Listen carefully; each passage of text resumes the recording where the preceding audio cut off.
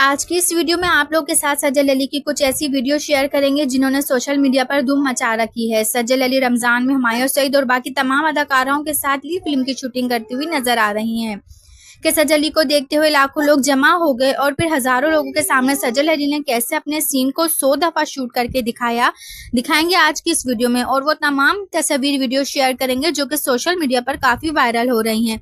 तो आपसे रिक्वेस्ट है कि वीडियो एंड तक लाजमी देखिएगा। जैसा कि आप सब जानते हैं कि सज्जल अली का शुमार पाकिस्तान के टॉप क्लास के अदाकाराओं में होता है, मगर अहद रजा मीर से शादी के बाद सज्जल अली तो जैसे स्क्रीन से ऐसे गायब हो गई हैं।